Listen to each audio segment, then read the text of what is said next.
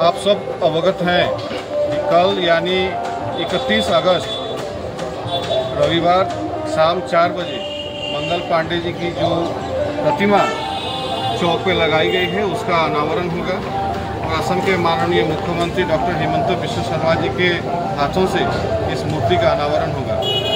ये मूर्ति स्थापना इस अंचल के लोगों का एक बहुत पुराना एक इच्छा था कि मंगल पांडे जी की मूर्ति की स्थापना हो और इस इच्छा की पूर्ति कल होने वाली है और हम सब बहुत ही आनंदित हैं इस पल के लिए। और ये मूर्ति पूरे इस अंचल में रहने वाले हर वर्ग के लोगों के सहायता से सहयोग से ये मूर्ति का निर्माण हुआ है। समाज के हर वर्ग के लोगों ने इसमें सहायता की है, हम लोगों को अपना अपना सहयोग दिया है और सबके सहयोग के माध्यम से ही ये मूर्ति कल यहाँ पर इसका अनावरण होना है। और हम आप लोगों के माध्यम से समिति की ओर से सभी बराकवासियों को, सिलचर को इस कार्यक्रम में उपस्थित होने के लिए सादर आमंत्रित करते हैं। हमारे এখানে সবাই একত্রিত হয়েছি। আমি উদয়শঙ্কর গোস্বামী। আমি এইখানে মঙ্গল পাণ্ডে, শহীদ মঙ্গল পাণ্ডে যে মূর্তি এইখানে স্থাপন করা হচ্ছে এই চৌমাথায়, শহীদ মঙ্গল পাণ্ডে চৌক বলা হবে এটাকে।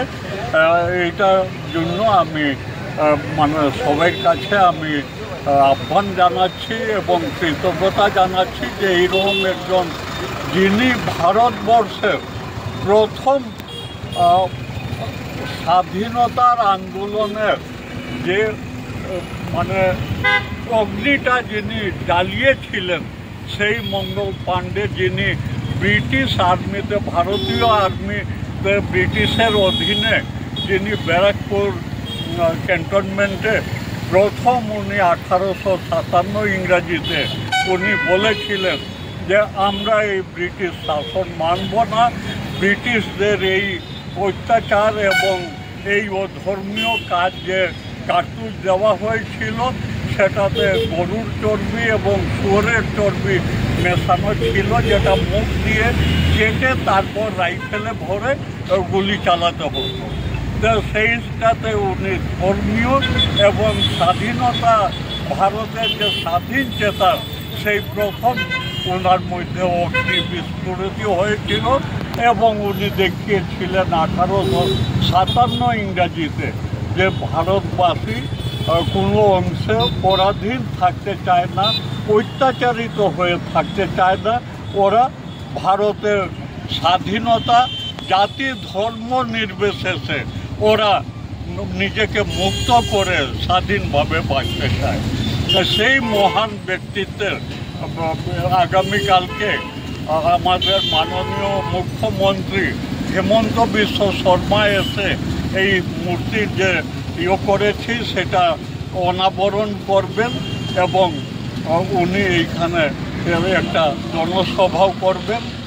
তার জন্য আমি প্রথমে হেমন্ত বিশ্ব শর্মা, যিনি করিতকর্মা আসামের মুখ্যমন্ত্রী এবং ভারতীয় 2-4 জন মুখ্যমন্ত্রীর মধ্যে যার নাম আছে, উনি কালকে এসে এটা অনাবরণ করার জন্য আমি প্রথমে কৃতজ্ঞতা করছি, ওনাকে কৃতজ্ঞতা জানাচ্ছি।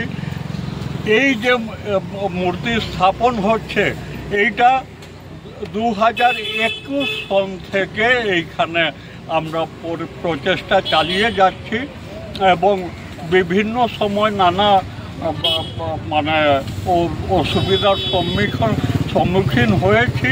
তারপর আমাদের মাননীয় মন্ত্রী কৌশিক রায় মহাশয় এই ব্যাপারে আমাদেরকে সহযোগিতা করেছেন এবং ওনার প্রচেষ্টায় এইখানে আমরা মূর্তি স্থাপন করতে পারছি।